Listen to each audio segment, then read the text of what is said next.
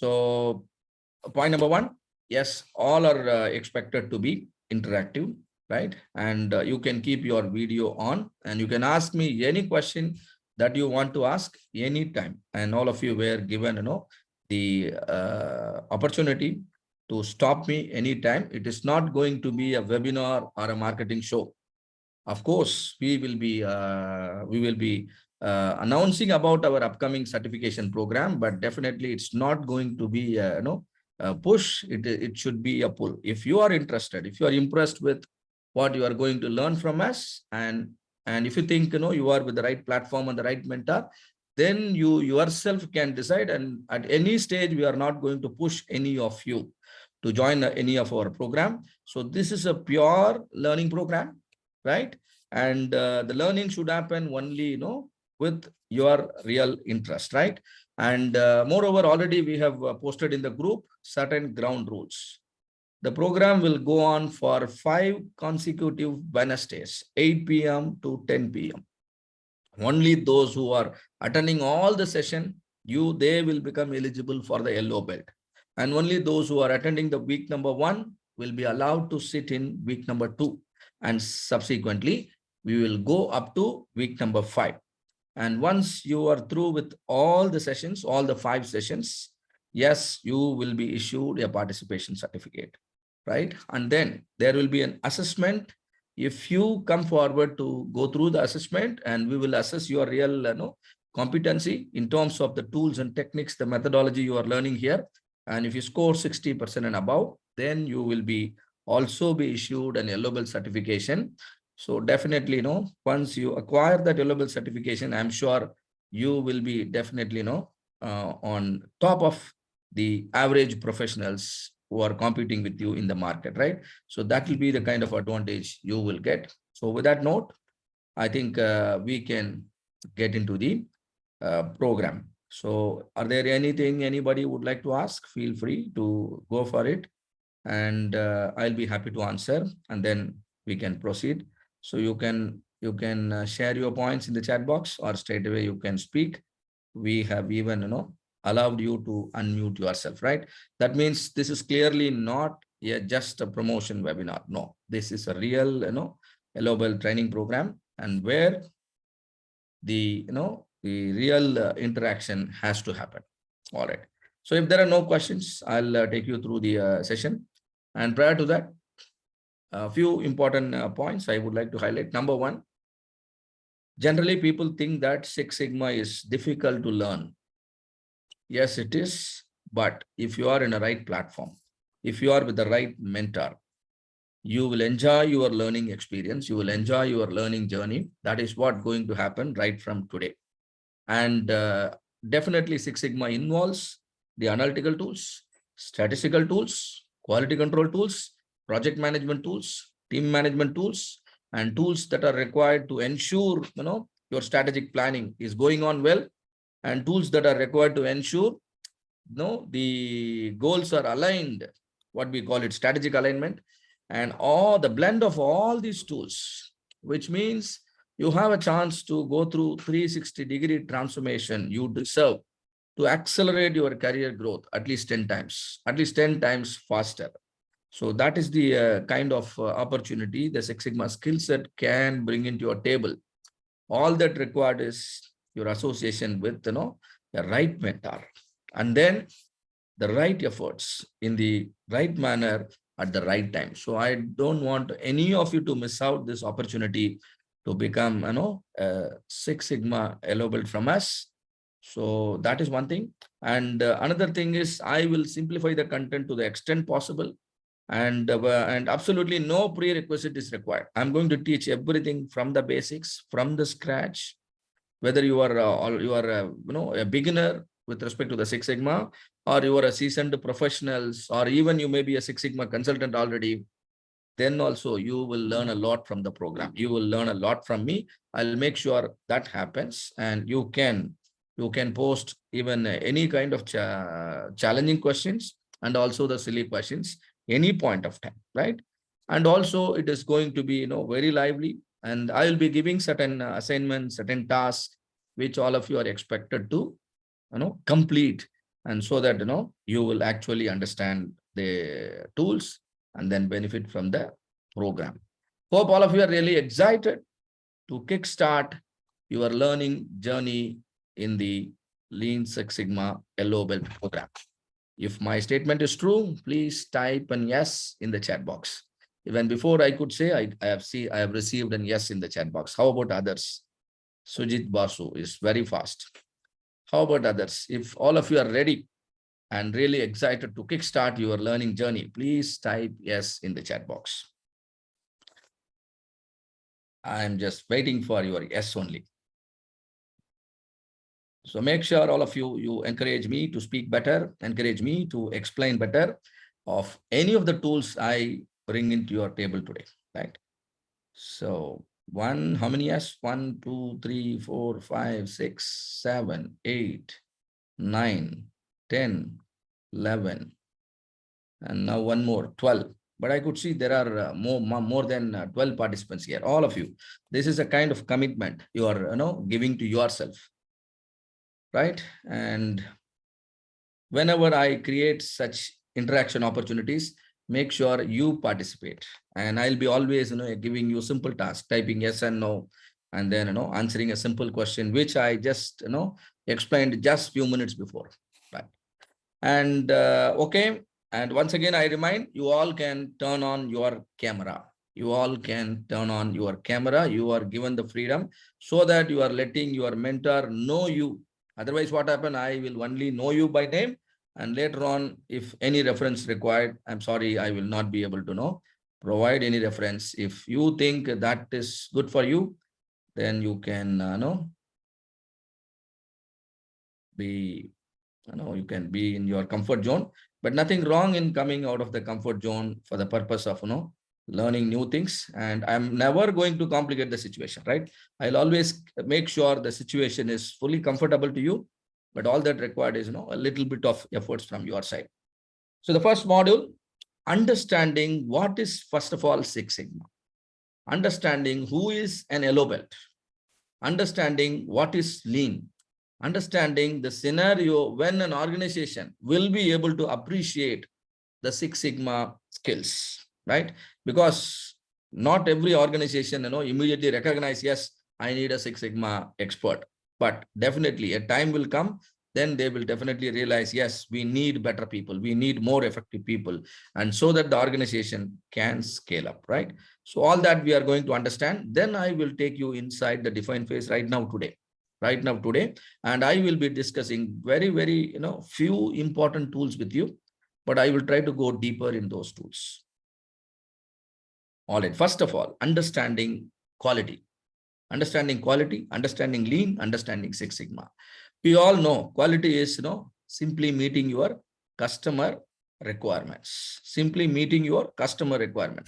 For example, this particular workshop training, if I wanted to have quality in it, which means in tomorrow I want all of you to bring in 100 people, give me hundreds of reference to our upcoming program.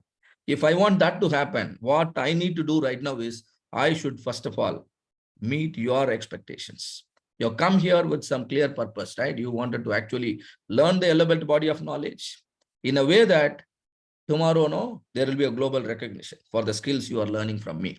Tomorrow, you wanted to crack an examination, let's say an yellow belt examination organized somewhere outside, and you have already attended the yellow belt training program, but you are not able to answer properly.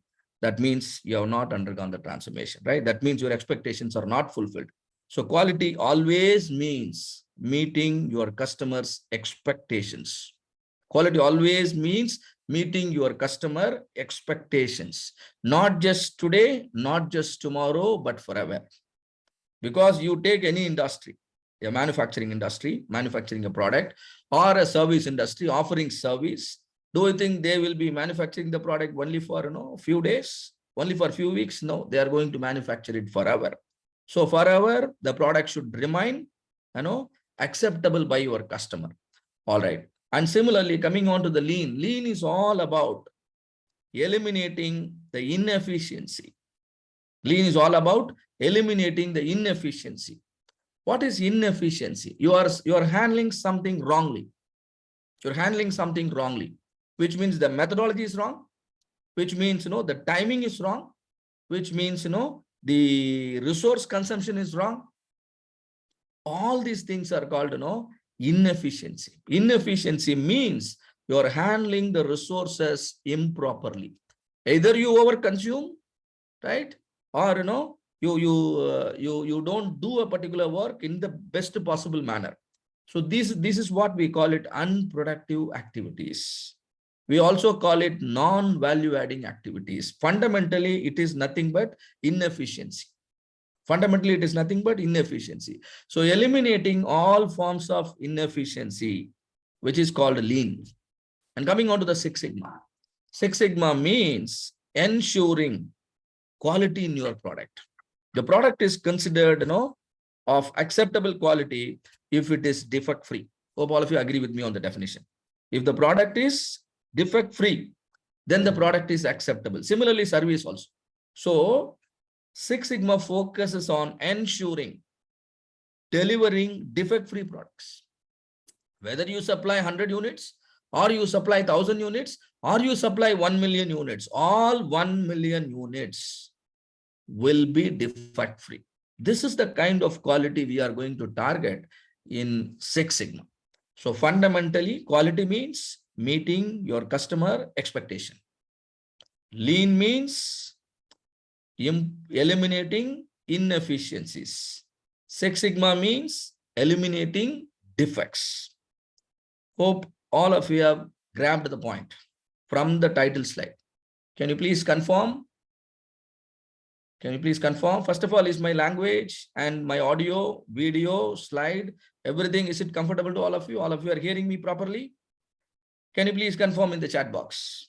What are the three things we learned right now? Quickly. Number one, quality. And number two, lean. Number two, Six Sigma. Can I see some messages in the chat box so that I could understand whether it has reached?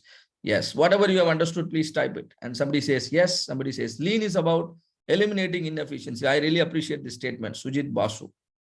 And there is one more person says, he just repeated the wordings, quality, lean, and Six Sigma. I want people to express like Sujit Basu.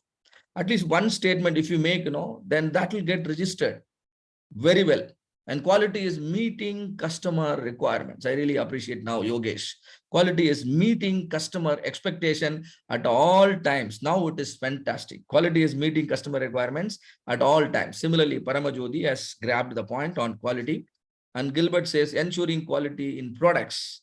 And if it is defect-free, then we call it Six Sigma quality. Fantastic, fantastic understanding by Gilbert. And then Kumaresan says ensure no defect. That is, goal of Six Sigma. That is also good. And Virendra says Six Sigma is eliminating defects. See, this sharp understanding is very, very important, right? If you just talk like this very confidently, I am sure you will win any scenario. It can be an interview or it can be a business discussion, right?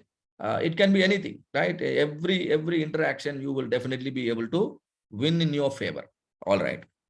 So now I want quality right now. I want quality. And what kind of quality I want? I want best-in-class quality. I want best-in-class quality. When I say best-in-class quality, which means your product is better compared to the competitors. When I say best-in-class quality, it simply means your product is better compared to your competitors. For example, you are here with me for the Yellow Belt training program. Suppose if you have similar opportunity to attend the Yellow Belt training program in 3-4 places, and if you are able to really recognize, yes, this place is, the best one out of the 4 options you had, then probably, you will take a buying decision. Yes, I must do here only. That means the buying decision comes out. And this is purely the reflection of quality.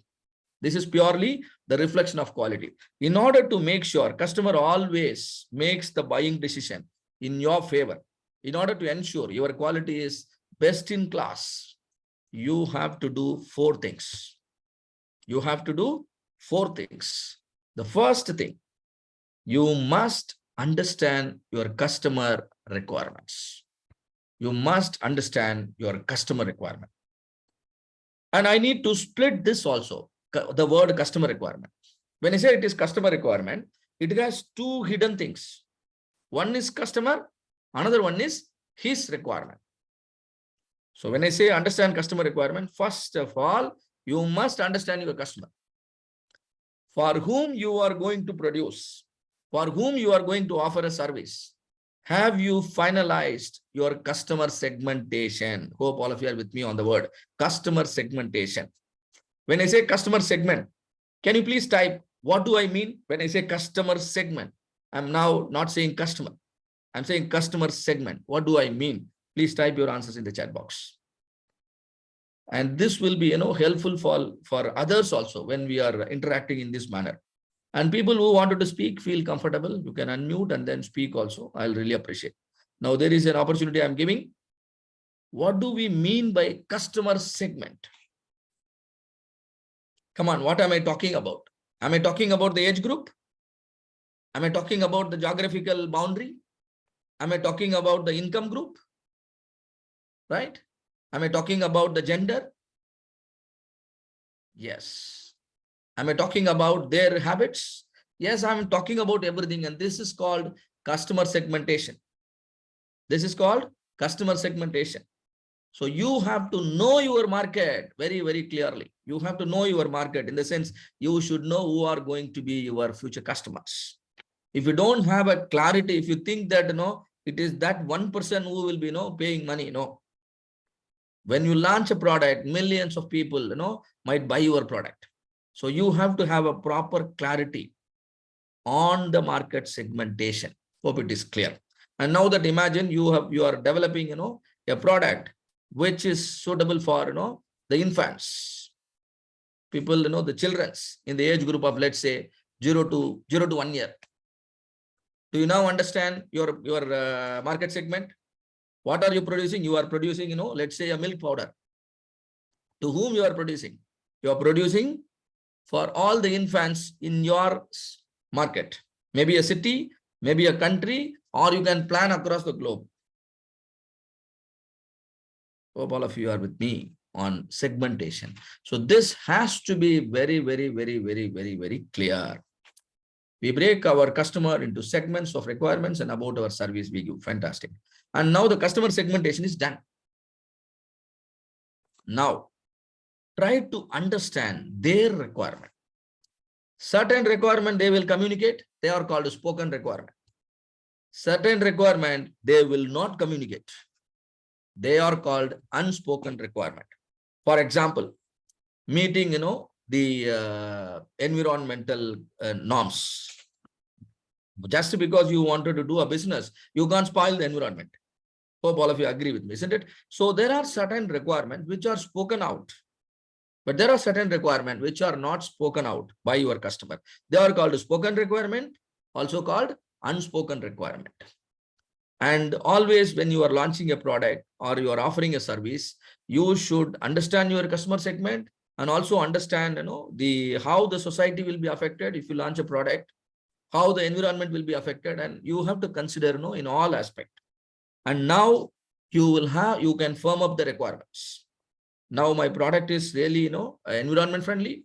It meets all the expectations of my customer segment, and it is, it is very, very, helpful to the society. And now my product is ready to launch. And now the requirements, 1, 2, 3, 4, 5, 6, there are 100 requirements. For example, if it is a car you want to manufacture, customer has 100 requirements. If I want to buy a car, I always would like to have the company of my whole family in a car. And now this customer segment I am talking about is a family of size, 4. I'm not talking about a family of size 10 or 12.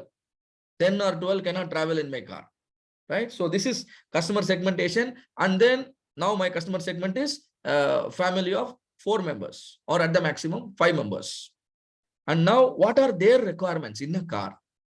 Do you want the car to give them, a good mileage? Will they expect the car to have air conditioner?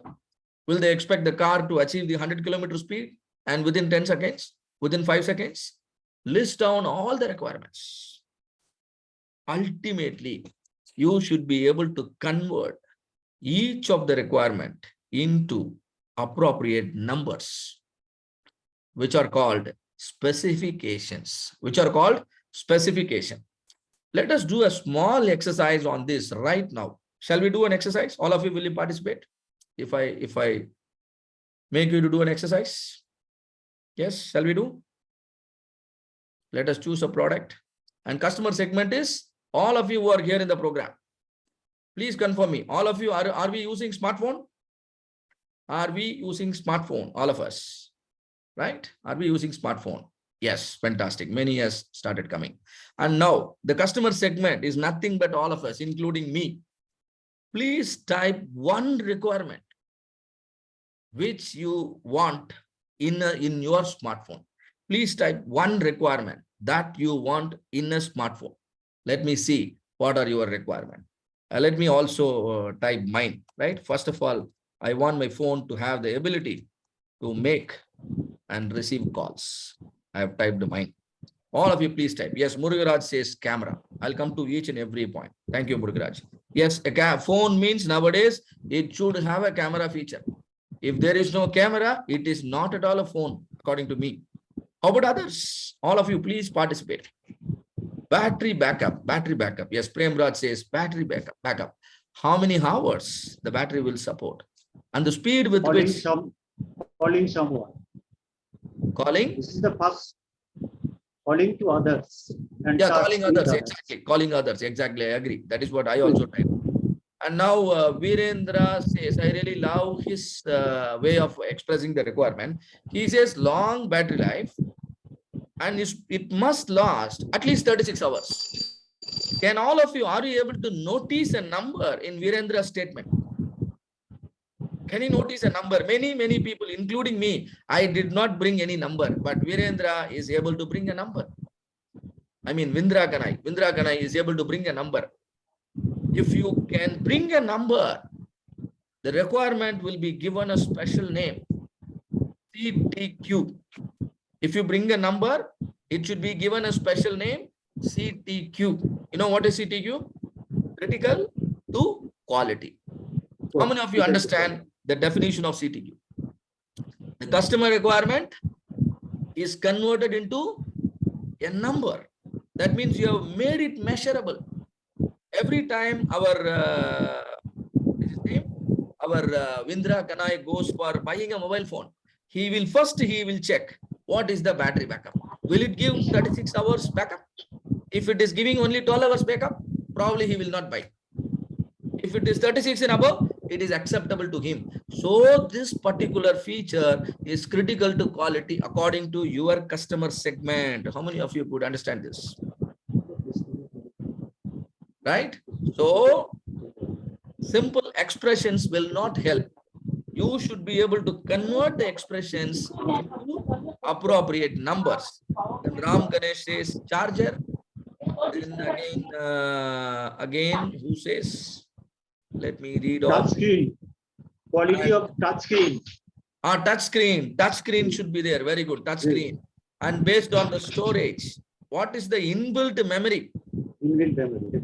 Inbuilt, when I say inbuilt memory in GBs, gigabytes, that is CTQ. When I say I want more storage, that is only voice of the customer. How many of you understand? When I simply use my raw expression, my statement is voice of the customer. When I say inbuilt memory in gigabytes, now it is CTQ. How many of you understand the difference between voice of the customer and CTQ? Please confirm. All of you here? There should not be any confusion between voice of customer and CTQ. Can you tell me one difference that you noticed between voice of the customer and CTQ? Let me type both of them, VOC versus CTQ. Can you tell me one difference between VOC and CTQ? Let me make a statement.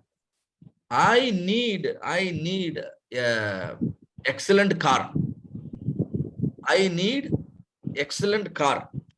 Is this a voice of customer or CTQ? Voice of customer. Voice of customer. I only said excellent. But what is excellent? I have not still explained. Now you have to ask me so many questions. Sir, what will you consider as excellent? If I give you just 2 seats inside the car, is it excellent? No, no, no. I need at least 5 seats. And now the first specification is arrived. The car should have 5 seats. And now car mileage. If I give 5 kilometer mileage, is this car considered excellent? No, no, no. Minimum mileage expectation is 15 kilometer per liter. Now every number you arrive on by drilling down the voice of the customer should be called SETQ, critical to quality. Now, as far as the smartphone is concerned, can one of you or all of you, can you please let me understand how many CTQs will be there in a smartphone, please? How many CTQs? Will the CTQ be just one or will be many? One or many? Please confirm. Will the number of CTQs will be one or many? Many. Many. Can you also tell me other name of CTQ according to our understanding so far? CTQ means critical to quality. Can you use some other equivalent word to call CTQ? Let's say you want to buy a smartphone. You are going to a phone shop, mobile showroom. What is that you will look at first? You will look at the box, right? Before buying. What will you look at? Will you look at how the phone looks or will you look at the specifications? Please. Look at the specification. Oh, fantastic. Already there is an answer in the chat box. Vindra Kanai has confirmed. You will look at the specification. These specifications are nothing but the CTQs. A product will have hundreds of CTQs. Agree with me, all of you? A product can have hundreds of CTQs. If I really produce a product, if I really offer a service, fulfilling all the CTQs, my product is a quality product. All of you understand? It is not just billing a product and then collecting money from your customer. No, that will happen automatically, eventually. In order to call a product a quality product, in terms of all the CTQ, your product must be acceptable by your customer segment. The product must be acceptable by your customer segment. So the very first step towards the best-in-class quality is identification of CTQs or identification of specification. Is that first step very clear to all of you? This is the first step towards building a best-in-class quality product or a service. Is that understood? Yes, I got some yes. So with that trust, I am taking you to the next step. Now that the specifications are arrived, now second step, design a product, design the service. For example, this yellow belt training program is designed in a way that every single minute is productive. What is the strategy here? Every single minute you spend here will be productive. There is no simply wasting of the time. We will be always talking to the subject, talking to the core, and ensure every single minute you progress, towards, the required transformation as an yellow belt. So that means we have to now focus on designing a product. Let's say it's a mobile phone. You will be designing a mobile phone. And what are the requirements? Already requirements in terms of specification is available. Over and above, the mobile phone should be handy. I should keep it in my pocket very easily. It should look very stylish. Am I correct? And the material I use, that should be environment friendly. Consider all these additional, requirements and now come out with the design, come out with the prototype, All of you, do you know what is a prototype? The customer requirements are understood. And now you have developed a prototype. That means, a demo phone is available. It looks like similar to a phone, which you are going to manufacture little, in the near future. Now, what is the output of the second step? What is the output of the second step? Prototype. Am I correct? Yes. Prototype means a product similar to the final product. But only difference between your final product and the prototype is it is produced. That is a template. Yes, sir. Template. Yeah, it's a template. It is produced, without worrying about the efficiency. All of it, you understand? It is produced without worrying about the efficiency. You consume any resource because you are in the initial stage. All of you, are you with me? You are in the very initial stage. This is not our final production process. I just followed a process by which, I have converted my design into a prototype. My only purpose is to check whether my prototype is in line with the customer expectation. All of you understand what I'm speaking? The purpose of prototyping is to check whether my product is in line with the customer expectation. If it is okay, the design, I will freeze the design. If it is not okay, I will redesign. I will improve the design. All of you are with me? The purpose of second step. Clear? Clear. Yes. Now moving on to the third step. Develop processes. Now it is no more prototyping. Now it is going to be mass production. Now it is going to be batch production because according to the demand. Let us say that your idea is to produce millions of mobile phones. Now the methodology will be mass production. Isn't it? Suppose, let's say you got a demand from the customer. He is wanting you to supply 1,000 units every month. Now it can be a batch production. First batch of 1,000 you produce, send it. Another batch of 1,000 you produce and send it. Now, whether it is batch production or mass production, the primary requirement is the quality of the first product should be equal to the quality of the nth product. All of you understand? Yes. Quality of the first product should be equal to the quality of the nth product. You cannot say, sir, this is last piece, it will have some problem. You cannot say, sir, this is first piece, you will have a Quality of first product. Yes, sir? Quality of first product is equal to quality of end Last product or nth last product. Quality of the first product should be equal to quality of the nth product. End product. N can be 1, N can be 100, N can be 1,000, N can be 1 million.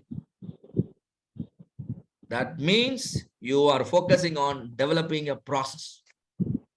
All of you understand why we require a process. Process means the quality of the first output is equal to the quality of the nth output. A process will convert all the input into required output. In order to do that, some activities you will be performing. The collection of all the activities is known as the process. Hope it is clear to all of you. The purpose of bringing the third step, which is process development. Now moving on, I developed a beautiful process. And now the order is, 1 million pieces. Do you think the process will perform the same way you have developed it? In real time, there will be, lot of challenges. Am I correct? In real time, there will be a lot of challenges. Sometimes the raw material will not come with the required quality. Your supplier might create problem. Sometimes the operator skill level might vary. And you are not able to hire the skilled operators. So all these complications will definitely come. All of you agree? Your machineries will undergo wear and tear, isn't it? And you will have 2-3 factories, and the factories are in different places, and so that becomes the source of the problem. In certain place, you may not get proper, the operators. In certain place, the environmental conditions will be bad. So all these things can pull down the capability of the process which you have developed just before. All of you understand? Don't expect, the results always. You have done everything well, then also by nature, the performance will deteriorate. All of you agree with me on this? Just because you developed the world best process, you will not be able to produce quality product always. Because the process by nature will deteriorate. Whatever you are now learning from me, if I ask you after 6 months, will you remember everything we are discussing today? No. Half of which you will tend to forget, isn't it? Similarly, if the demand is more, if the time is spread over a longer tenure, obviously there will be deterioration. And so that is the reason why the fourth step comes into picture: process control, and then process improvement. Sometimes what happens, process control means ensuring consistency in your output. ensuring consistency in your output. And in order to ensure consistency in our output, normally companies use an approach called statistical process control. What is that? Statistical process control, SPC. SPC means what is the primary tool that companies use or organization use to ensure statistical process control? Control chart. What is it? Control chart.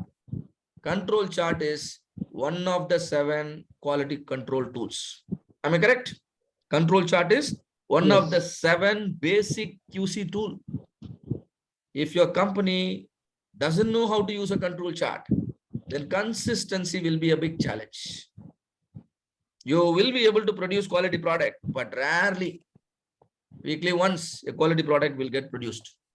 But customer wants every single unit to have the desired level of quality, which is possible only if you have SPC in place. So some point of time, I'll be talking about control chart with all of you. All of you understand the purpose of control here, statistical process control. And number 2, managing the process. Managing the process means time to time, if an improvement is required, you should be able to improve the process. You have already designed it, but an improvement is required. You know why improvement is required? Suddenly your competitor has upgraded their product. Will you keep quiet in that situation? Because you already produced some 3 years before, but now your competitor has come up with a better feature. Now you should also upgrade your product. Am I correct? Yes or no? You should also uplift your product. So for that purpose, you have to now go for process improvement. What is that? Earlier I said process control. Now it is process improvement. Sometimes customer himself can change the requirement. That is also possible. You can't sell the same old mobile phone, for 10 years. It is impossible. Customer will ask new features. Now you have to upgrade your process. Exactly. So now there are 2 things I spoke in the 4th step. What are the 2 things? Process control. Another one is process improvement. Process improvement is definitely required to handle the challenges that are arising from any market. Your competitor might be performing better than you, or customer themselves might be changing their requirement. Yes, in all those cases, you have to redevelop your process, or you have to improve your process. So what are the 4 important points we have grabbed here? Can all of you quickly type it in the chat box? First thing, second thing, third thing, and the 4th thing. So I have changed the slide now. And now please type those 4 important points. Let me see whether all of you have grabbed it properly. Without these 4 steps, it will be difficult to bring the desired level of quality. What is the first thing? First point. What is the first point? I'll help you, right? I'll help you with the first point. CTQ identification. That is specifications.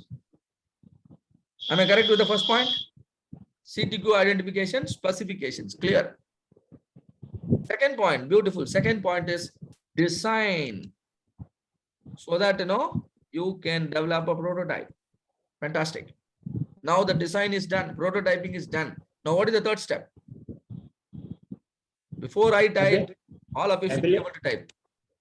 Availability of raw material. No. Process development. Process development is the third step.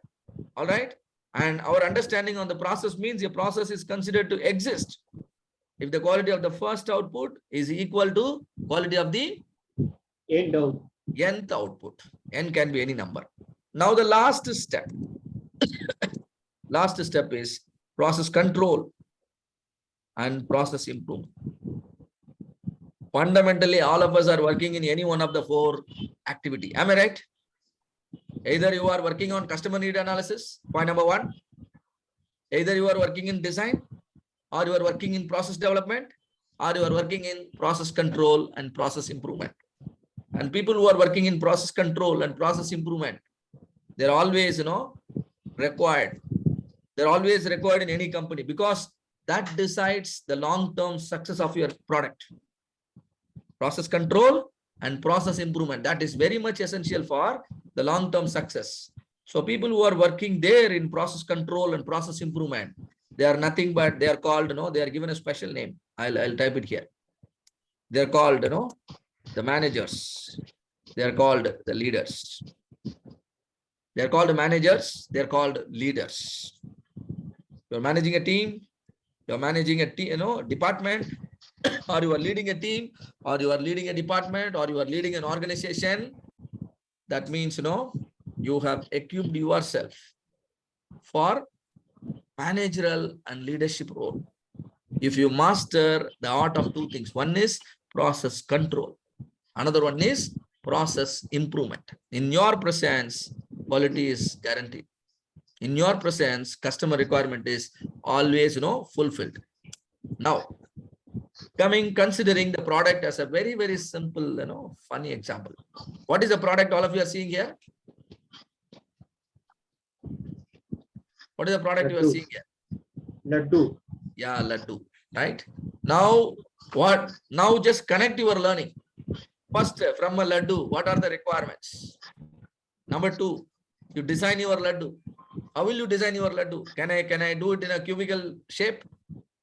No. Laddu customer requirement is spherical, isn't it? It should look like a ball. And then you are getting order for 10,000 laddus every day. Can you produce laddus now without the process? No. Difficult, right? You have to be there everywhere then. But it is impossible. 10,000 laddus, then you will obviously appoint some people to make the laddus for you. That means you require process. Now, in order to make the laddu, do you think raw materials needs to be required? Yes or no? Some equipments required? Because 10,000 laddus every day, you can't do it manually, isn't it? Equipments needed, manpower required, raw material required, and one day there will be a rain, one day there will be a heavy sun. All these things can affect your laddu quality, isn't it? Yes. Now comes process control. Am I right? Now comes process control. Suddenly, all of a sudden, customers have identified a problem with your laddu. The weight is not proper. You have promised them, 75 grams in every laddu. But suddenly, a customer has gone to court. He is saying your product, printed CTQ is, printed specification is 75 grams every laddu.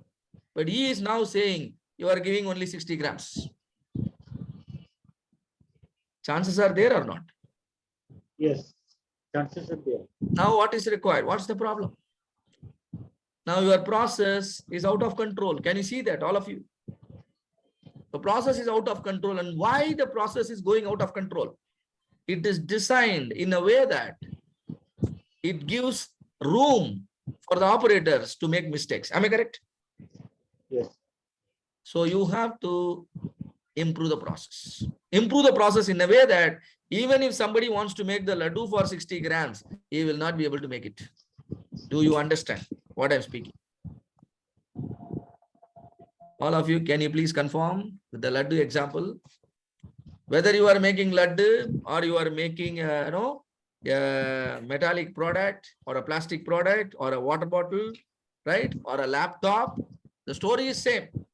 Am I correct? Yes or no? Yes. Now, with that understanding, we are proceeding to understand process. Process improvement is the key. You keep on improving the process. Make your process mistake proof. Make your process mistake proof.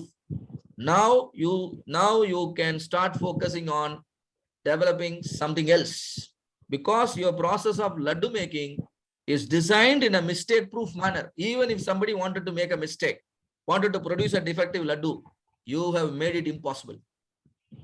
Now you can focus on some other sweet items. It can be a milk sweet, or it can be a jangri, or it can be a Mysore pak. Do you understand? Now you are expanding your business.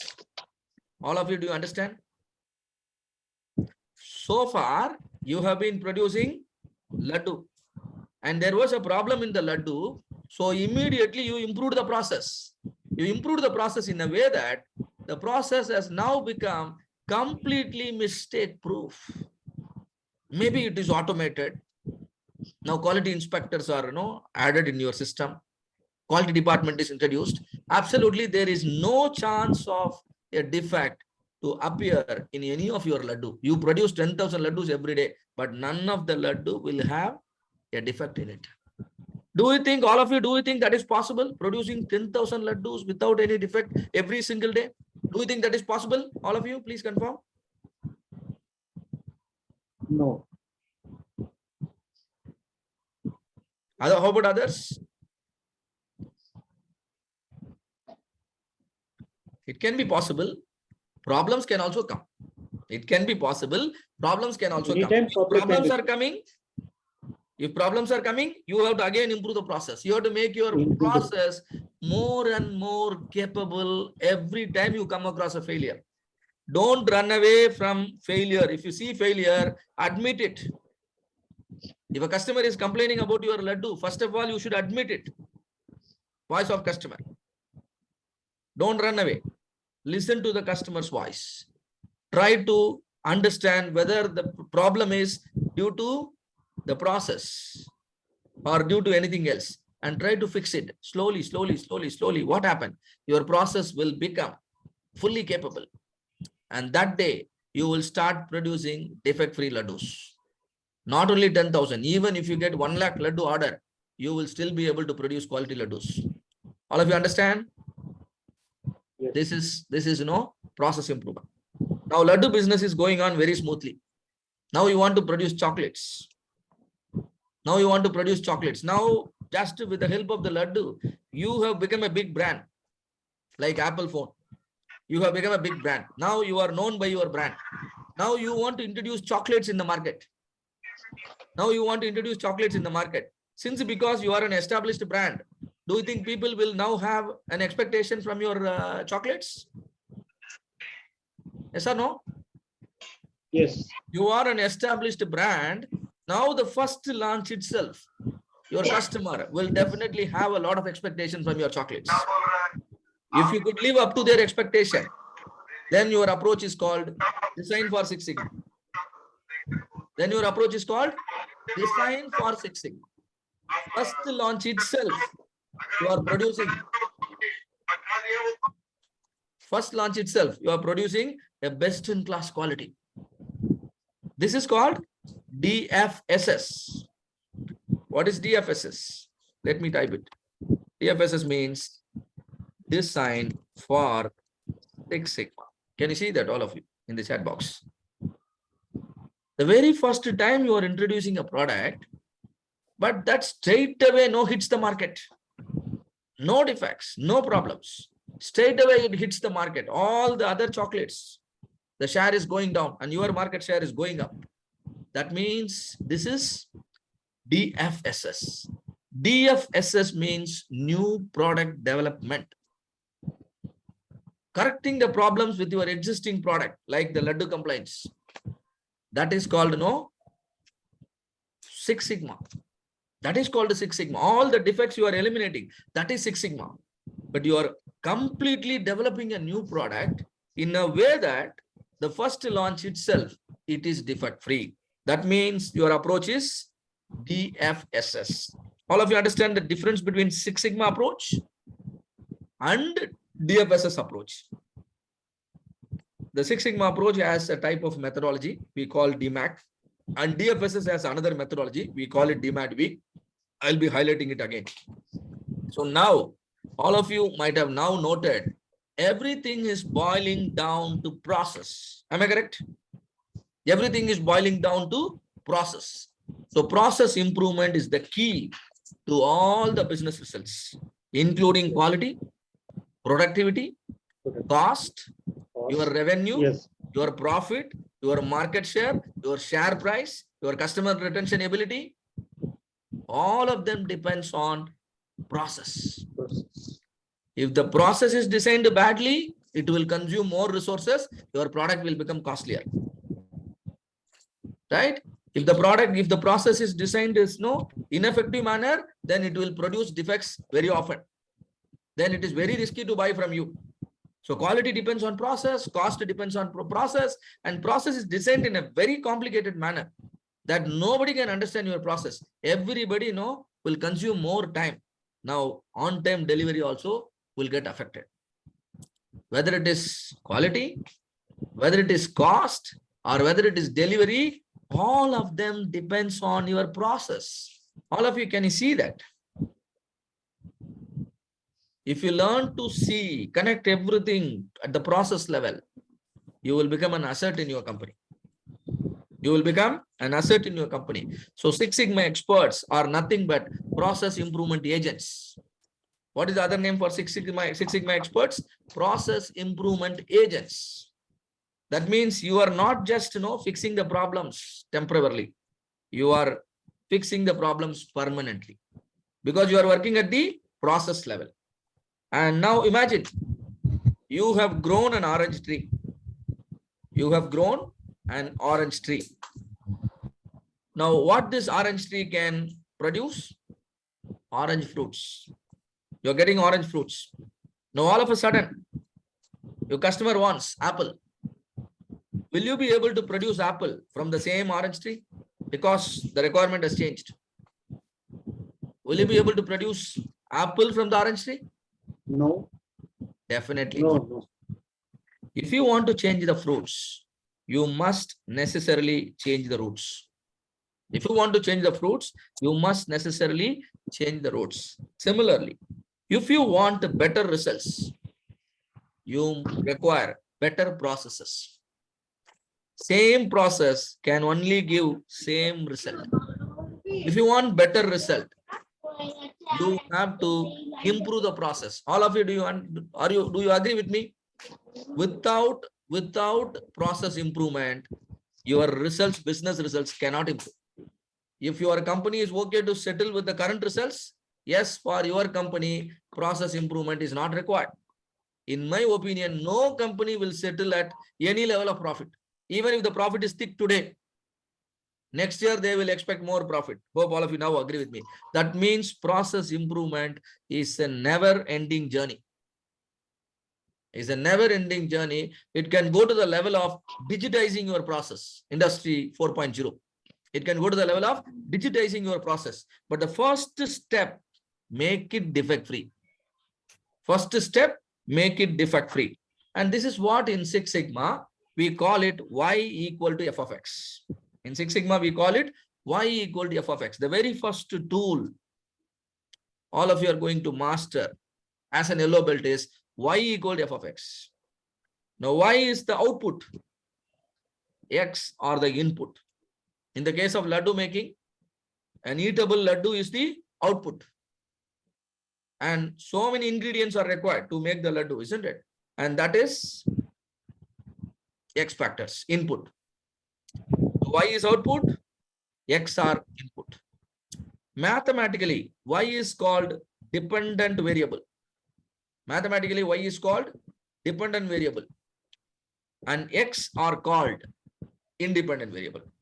Why do I call Y as dependent variable? Because the Y, eatable laddu, that depends on the quality of the ingredients, the amount of sweet, the method of making the laddu, isn't it? And all those things are the X factor.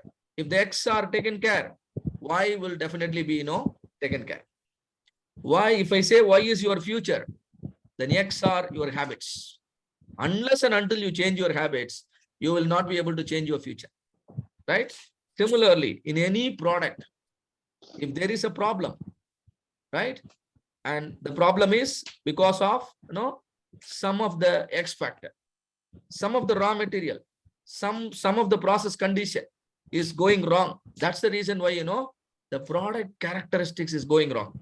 Now, please tell me, all of you, in a laddu, what are the requirements? Can you tell me few Y variables with respect to a product laddu? Can you please tell me, all of you? We are talking a very, very deeper subject with a very light example of laddu. Can you tell me few Y variable with respect to a laddu. Then we will see Y variable with respect to any product. Come on, please. What are the Y variables in a laddu? Wow, fantastic. Gilbert says taste. I really agree.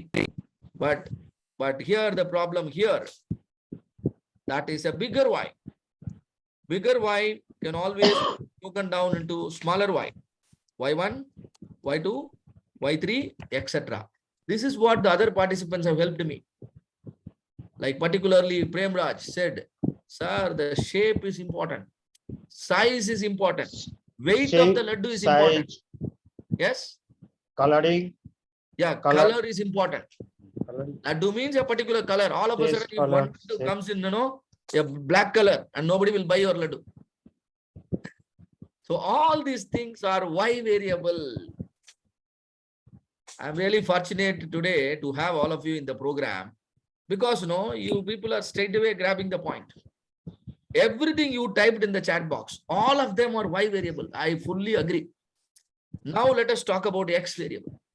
Can you tell me few X variable here, which has the potential to impact all the Y variable you just now mentioned? Few X variable. I already have those things in my slide. Let me also help you. Can all of you see the X variable here? All of you, can you see the X variable? Color material used. So many X factors, isn't it? You can apply this similar understanding, similar knowledge with your product also.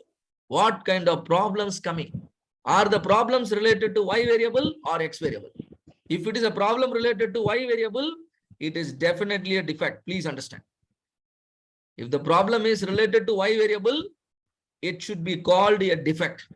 A laddu with improper weight is a defect. Am I right?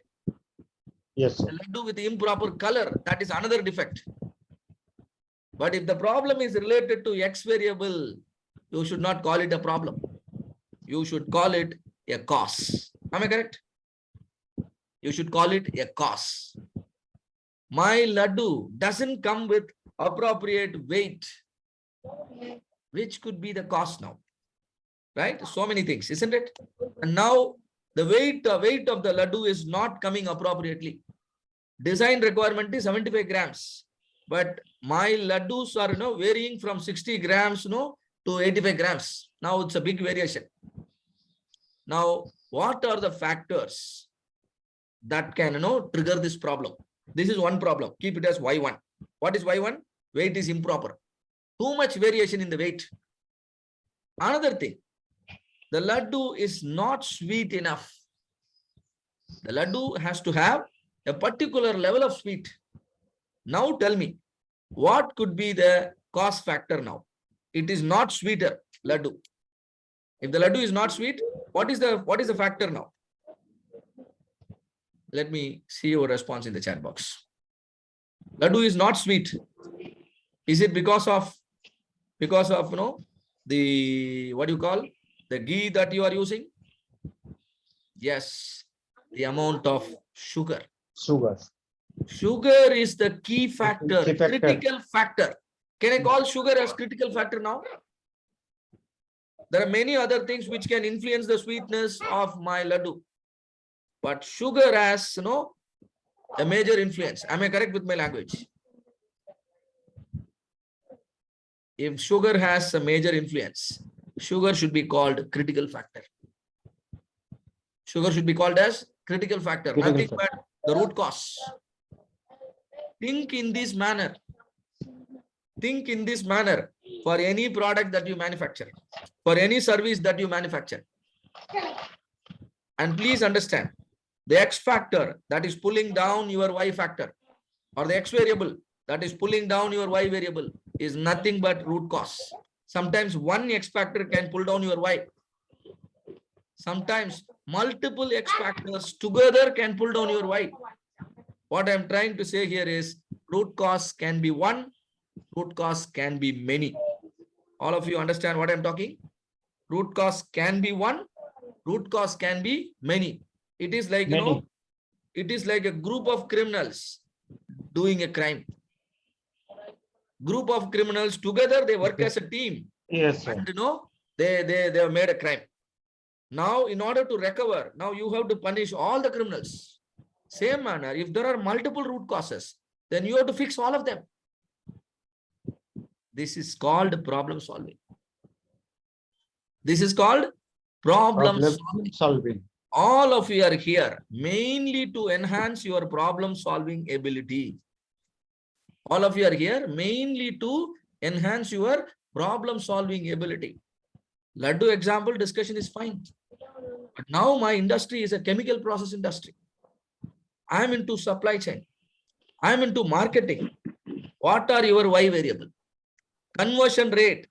Conversion rate in your digital marketing campaign. Is it an X variable or a Y variable? Come on, please, all of you. Conversion rate in a digital marketing industry. Conversion rate is going down. Is it an X variable or a Y variable? Fantastic, Y variable. And now you can use the same thinking to improve the conversion rate. In your company, the cycle time of a process is longer. Cycle time of a process is very long. So you are not able to make on-time delivery. Now cycle time you want to reduce. Now tell me, cycle time, is it an X variable or a Y variable? X. Cycle time of a process. X variable. That means, do you think you can assign any cycle time that you want? Let's say I want you to make a laddu, right? And I want you to make a laddu in 5 seconds. Will you be able to make a laddu in 5 seconds? Because the cycle time, the definition of cycle time is the time to complete a process. And now tell me, cycle time, is it an X variable or a Y variable? Y variable, ladies and gentlemen here. Cycle time is a Y variable. It depends on your method. If your method is not proper, it will take more time. If the method is okay, it will take less time. And how the ingredients are used and how the ingredients are arranged, everything can influence your cycle time. Now let us consider other thing. One more example. Your blood sugar level. Blood sugar level. If blood sugar levels are very high, we call the person as diabetic patient, isn't it? Yes. Now tell me, blood sugar level, is it an X variable or a Y variable?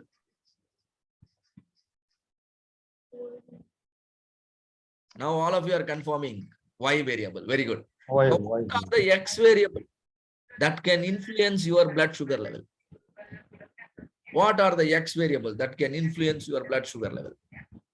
Just type one answer. You don't have to tell everything. Just type one answer. Taking sweets. Oh, taking sweets. Okay, you are not taking sweets because of that. All right. So taking sweets, very good. Okay. And stress level, very good. Now Sujit Basu coming to the point. And the calories you consume, can I say more calories? No, that can calories you consume. And already stress level, find a way. See, when I say stress level, it is voice of customer. Can you find a way to measure the stress level? Then it is CTQ. All right. And now age is another factor. I fully agree with Kumaresh. And then less exercise. Exercise means, workouts. How many steps you are walking? How many, how many hours you do exercise? And can I bring one more factor? The number of hours you sleep. Is it a factor? Yes. This is how you all must solve. You can solve any problem in the world if you think in this manner. This is where all of you are going to differ from average professionals, to a Six Sigma professional. A Six Sigma professional stands here in this thinking only. This is called, a problem solving thinking, analytical thinking. This is called analytical thinking.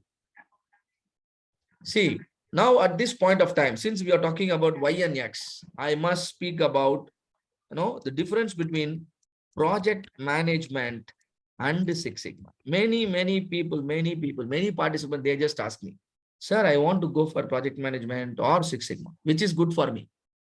So it's very important. You know the difference between project management and Six Sigma, and then you can take a call, which is important for your, building a great career for you. Let me tell you, Six Sigma as well as project management. Both are problem solving approaches. Both of them are problem solving approaches. Both of them are meant for breakthrough improvement. Both of them are meant for breakthrough improvement. You all know breakthrough improvement, isn't it? A major improvement. Like in your city, metro was not there 5 years before. But today, there is a metro facility. Is it a breakthrough improvement? You can move fast, isn't it? And the transportation has become very cheaper now. You can reach airport in 40 minutes and just by paying 100 rupees. All of you understand? Yes. And now, what's the difference between project management and Six Sigma? In project management, you are solving a problem. In Six Sigma also, you are solving a problem. In project management, you are solving a problem. Let's say the metro project. What is the problem? If there is no metro, what will be the problem? Transportation problem. Traffic will be more. Transportation will be costlier in your city. Cost of living is very high. Delay. All these are the problem. In order to fix that, already in many other metro cities, the metro train project is implemented. That means solution is readily available. Am I correct? That means the same problem is already solved in some other place. That means solution is readily available. If the solution is readily available, you are trying to implement the solution, you are now a project manager. All of you understand the responsibility of a project manager. He is solving a problem, but the solution is readily available. Then what is the challenge for a project manager? He should complete the project on time. He should complete the project within the allotted budget. If you are given these kind of tasks, who are you called? You are a project manager. All of you understand the definition of a project manager? Please confirm, all of you. Do you understand who is a project manager? Now coming to the Six Sigma. Coming to the Six Sigma yellow belt, green belt, or I will call it in general, Six Sigma expert. You are given a problem. Solution is not available. Please understand. You are given a problem. Solution is not available. Nobody is aware of the solution. Why solution is not available? Root cause is unknown. Root cause is unknown. If you can solve this kind of problem, now you are a Six Sigma expert. All of you understand the difference between project manager and a Six Sigma expert? So Six Sigma goes way beyond project management. Six Sigma goes way beyond project management. In project management, time is a challenge. Resource is a challenge. In Six Sigma, in addition to the time, in addition to the resource availability, solution itself is a challenge. Root cause itself is unclear. If you could handle this kind of problem, you will definitely be an asset in your company. Am I correct with my language? The company is suffering, by a problem. They're repeatedly happening. Customers are, frequently complaining. Orders are getting cancelled. Your market share is going down. Problem is recurring in nature. Why it is repeatedly happening? Because there is no solution readily available. People are unclear about the root cause. And now you are now able to solve such problem. You are now becoming a savior in the company. You will definitely be paid a very high salary. Generally, Six Sigma experts are paid 30% higher salary. They get premium jobs in premium companies very easily. This is simply because of their analytical thinking, their ability to solve problems where the root causes and solutions are unknown. The ability to solve the problem where root causes and solutions are unknown. It is something like doing a research. Let it be any industry, any product, any service. This thinking will allow you to fix the problem very systematically. This thinking will allow you to fix the problem systematically. Now, when it comes to problem solving, y equal to f of x, I already spoke about a term called critical factor. What is critical factor? Nothing but the root cause. The X factor that is actually, pulling down your Y factor, or the X variable that is actually pulling down your Y variable. That is called a critical factor or the root cause. The first step towards problem solving in analytical way of problem solving, the first thing we all should do is identify the critical factor, or otherwise identify the root cause. Imagine in your company, there is a problem going on, repeatedly happening. For example, every shift, there is a rejection. Every shift, there is a 10% rejection. And so every shift, your company is losing few lakhs. Why the problem is repeatedly happening? Root cause is not known.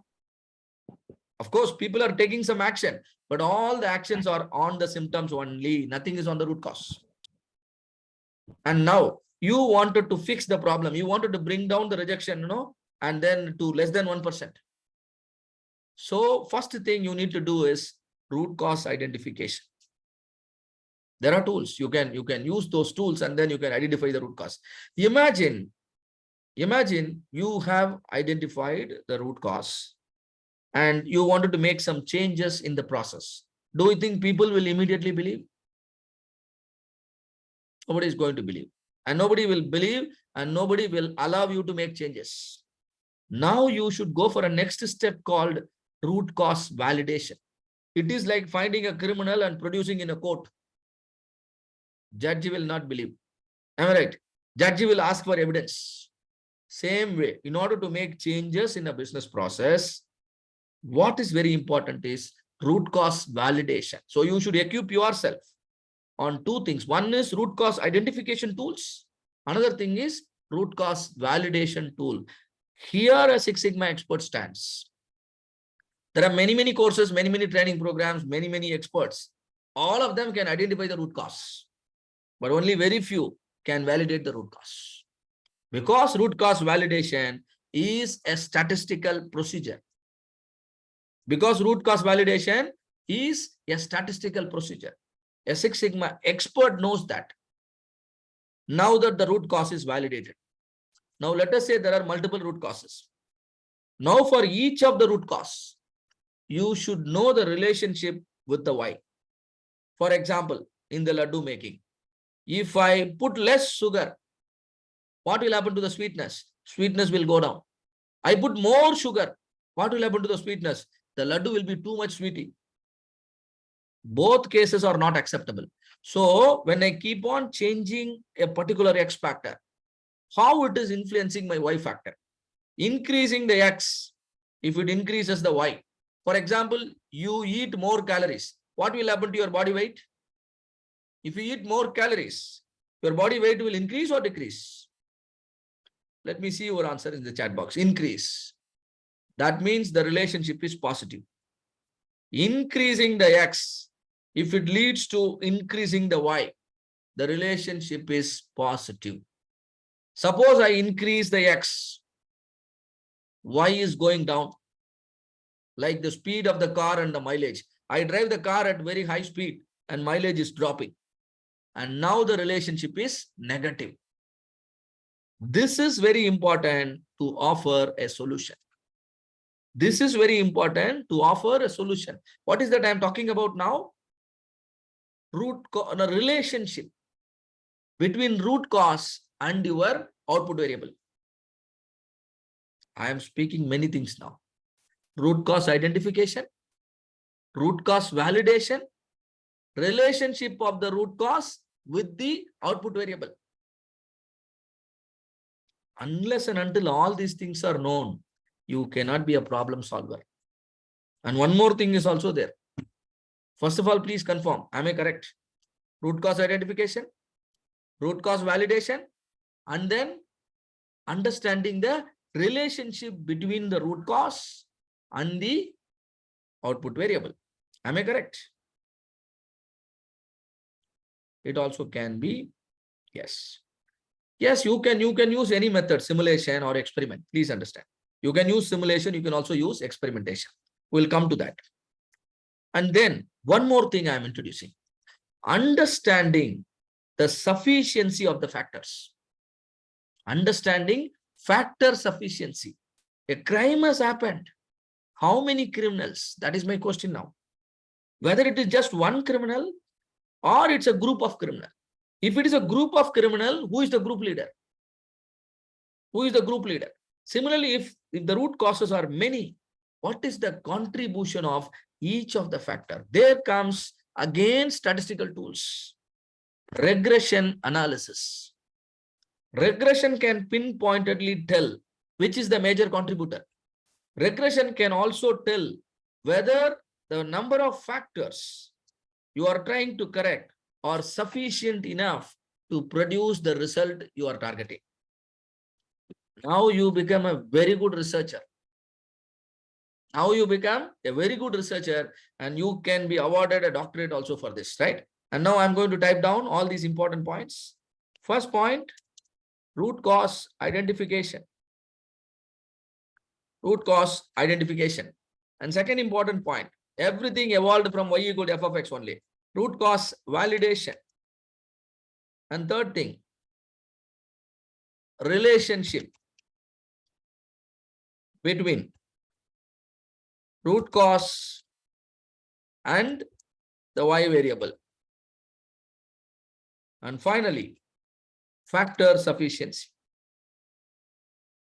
If you are good at all the 4 steps, if you know which tool will be appropriate, you will definitely stand out in any crowd. You will definitely stand out in any crowd. Your company will see to that, you grow very fast within the company. And whatever the salary hike you deserve and whatever the promotion you deserve, yes, that will automatically come to your table. Now let us speak about few tools. Root cause identification. All of you might be using, isn't it? Your fishbone diagram, Y-way analysis, and what you call the brainstorming. All are tools. You can use them for the first step. Second step, root cause validation. The most important tool is hypothesis testing, which is beyond the scope of the LOBEL training program. But I will throw some light on it, right, as we progress through the sessions. What is this second tool I said? Root cause validation, hypothesis testing. Let me type that word for all of you in the chat box. Hypothesis testing. And then relationship. In order to study the relationship, you need tools called correlation and regression analysis. Correlation and regression analysis. Then within regression analysis, there is a tool called R-square. There is a tool called R-square. The R-square will talk about factor sufficiency. Now I have introduced some tools. I have also told you the purpose. Now it is up to you to become a master in all these things. But please note, this is very, very easy task. But though the subject I speak is known to very few people, not many can work in this manner. But definitely all these tools are very interesting to learn, and it is easy to learn, provided you are in a proper platform, provided you are in a company of a right mentor. Most of the time people make a mistake in the beginning itself. Either they land in a wrong platform or they get associated with someone who can promise the result but don't explain the process. What is very important is you should know the process by yourself, and that is what I'm going to train you. So all of you, are you good with the process improvement approach? Please confirm me.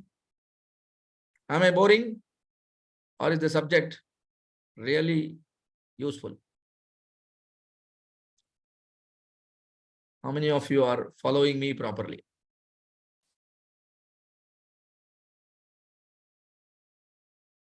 And your attention to detail is very, very important, because I am giving you each and every piece of the task, process improvement. Very good. I could see many answers. All right. So let me take all of you to.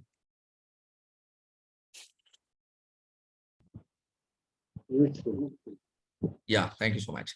So now Why is these approaches required? Let me come to the point. Companies require these approach. Companies require this approach, not for solving the simple problems. Now, by the way we discussed, you might have understood this approach can help you to solve even a complex problem. Even a complex problem, quality issues, productivity issues, delivery issues, cost issues, all these complex cases, you will be able to fix it properly, very systematically. But also please understand, you means it's not just you, a big team is required. A team is required. Even for a small project, one project, a team is required. And in a company, there will be hundreds of problems. And so hundreds of team will be required.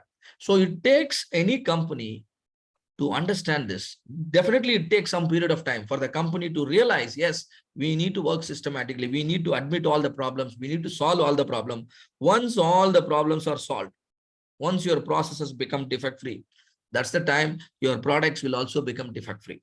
If your products have become defect-free, your business is ready for the scale up. You can simply scale up your business. You can expand your business to all the countries, and you can have a global presence, and then business will go on smoothly. But if you don't do this, simply focus on expansion, you know what will happen? It will backfire. So what is Six Sigma? Six Sigma is an operational excellence model. Operational excellence means your drive is towards achieving best-in-class quality. Your drive is towards achieving best-in-class quality. And everyone in the organization is equipped to deliver best-in-class quality. If people are not equipped properly, and you are talking about best-in-class quality, world-class quality, it will be only a talk. It will never happen. So people have to be effective.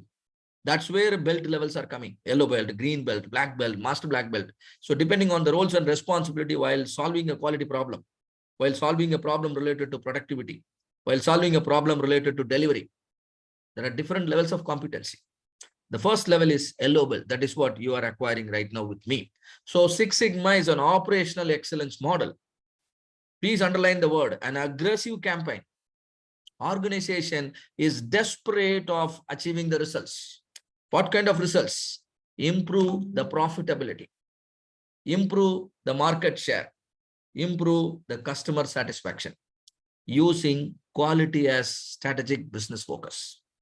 We don't want to compromise on the quality, but we wanted to boost our profitability. We want to boost our market share. We wanted to boost our customer satisfaction. And the benefit is customer satisfaction, cost reduction, legal compliance, on-time delivery, and all the results will fall in line. Hope all of you understand what is Six Sigma. Different belt levels. If you think whatever I spoke so far about quality, basics, process approach, root cause, if you think all these things are really important, trust me, you have undergone a transformation already. You are now called an white belt.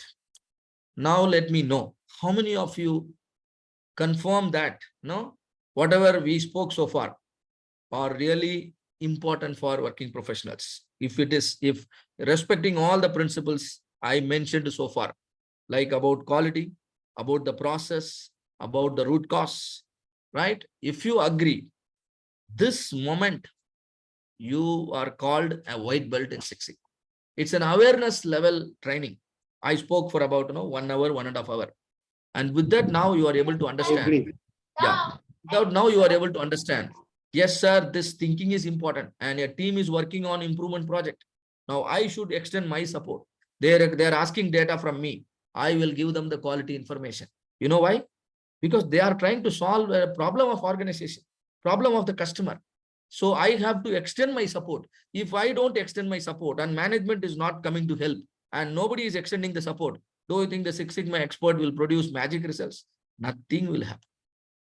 Whomsoever working on process improvement, the support of the stakeholders is very important. Even right now, the training can go on well only with the support of all of you. If all of you are not listening, not responding, automatically I will be discouraged. And then, it will become utter flop. So please understand, this understanding is called, white belt. Normally, wherever we go for deploying Lean or Six Sigma, first of all, we train the top management, the decision makers, the leaders in the organization. We'll see to that they are convinced first. If they are convinced, then only problems will be identified. Then only projects will be identified. Otherwise, Six Sigma projects, making Six Sigma projects successful is difficult in the absence of support and blessings of the top management, decision makers, and leaders in the organization. And so make sure you convert all of them into white belt. But white belt, is only an awareness level. In order to work in a project, one has to be at least an yellow belt. An yellow belt is a project assistant. He will be working under green belt, or he will be working under a black belt. He knows the Six Sigma, idea of Six Sigma. He knows how important it is to produce, defect-free products. He knows the process approach. He knows the importance of data. But then, he has limited knowledge because he has undergone just, 5 to 10 hours of training program. And we have made it intensive. 10 hours, you are going to listen to me. So you get a broader idea of, how a Six Sigma projects will be run, the methodology in it, the various tools and techniques, everything I'm going to speak about it. So, but you still have a limited knowledge, particularly when it comes to analytical tools, the statistical tools, you will definitely have a limited knowledge. And so you are expected to work under a green belt or a black belt, and that's called an yellow belt. The equivalent name is project assistant. You can compare yellow belts against the nurses in the hospital. The nurses give treatment to the patients, but always as per the guidance of the medical doctors. Same manner, yellow belt will be working on improvement projects, but always as per the guidance provided by the green or a black belt. Hope all of you understand what will be your role. Your role is to assist the project team, particularly the project team leader, green belt or a black belt. Of course, you will also have certain responsibility. I'll be talking about it in the next slide, right? And you are a project member, team member. But in order to be an effective team member, in order to lead projects, you should upgrade to the next level, which is called green belt or a black belt. Now you can head a project. You can lead a project. Green belt means you will be solving problems within your department. You will be solving problems within your department. A black belt means you will solve a problem anywhere in your organization. There is a difference here. If you are limiting the scope to only to your department, you're a green belt. If the scope is widened, the project becomes cross-functional. Production department is also involved. The assembly department is also involved. Packaging is also involved. The raw material procurement is also involved. Everywhere there is a problem. And now you are trying to, work on it. You are now a black belt. Just by becoming a green belt or a black belt, you become 1 in 100 straight away in the market. 100 people are coming for a job position, and you will definitely be on top of all the 100. Your grade is now green or black belt. You are 1 out of 100. Very rare to meet, a professional with these kind of skill set. And now there is one more level, which is called master black belt. Now you are responsible for driving improvement projects within your organization. Hundreds of projects are happening, all of them monitored by a committee called Quality Council, a committee called Business Excellence Team. But who plays a major role inside the team? Master black belt. It is the master black belt who will be very instrumental in developing strategies. He will work with the top management in developing the strategies, right strategies according to the time. And it is also the master black belt who will ensure the projects are aligned with the strategies, strategic alignment of projects. It is the master black belt who will develop KPIs. It is the master black belt who will develop KPIs, who will develop metrics, so that at any point of time, one can easily understand whether the organization is progressing in the correct strategic direction or not. Any piece of project, any project, if it is not aligning with the organization priorities, and spending resources on the project is a useless idea. But if the project is aligning with the organization priorities, yes, it is worth spending, in driving such project. And those responsibilities comes under the quality council, where the role of a master black belt is very, very important. Just by becoming a master black belt, you become 1 in 1,000. In many companies, there will be only 1 or 2 master black belts, right? It is the master black belt who will produce the black belt, green belt, and yellow belts, like what I have been doing right now. And then champion. Champion is nothing but the leadership role. One of the top man in the company. And his job is to provide the necessary support to the project team, remove the roadblock, provide the required resources as per the approval given by the top man, the Six Sigma leadership team. The top man is called project sponsor. So it is the project sponsor who gives the approval for executing your project. And sponsor will work closely with the project team, remove the roadblock, and allot the resources as per the approval. So the champion and the sponsor are like the parents. Without their presence, your project cannot be driven to deliver result. Hope the infrastructure is understood. This kind of infrastructure must be created before driving improvement projects that requires some data analytics. Otherwise, data analytics will end up in unnecessary stress and a failure. So to avoid that, this kind of infrastructure is required. So here is the responsibility divided. You can see yellow belt. The responsibility is to participate in the meeting, help with the administrative task, meet with the project leaders, and make recommendations for the changes the process requires, right? And similarly, the other responsibilities I've already explained. Hope all of you understand your responsibility as an yellow belt. All right. Is that understood? Let me see if there are any questions. Please post it in the chat box if there are any questions. All right. So what is Six Sigma? So Six Sigma is a management philosophy. Six Sigma is a management philosophy. You can even control the entire company. You can control each and every employee in your organization by deploying Six Sigma. And you can expect everyone to have certain level of competency in driving improvement projects. The growth of your employees is connected to their belt competency. The growth of the employee is connected to their level of competency in the field of Six Sigma. Yellow belt, green belt, black belt, master black belt, champion, sponsor.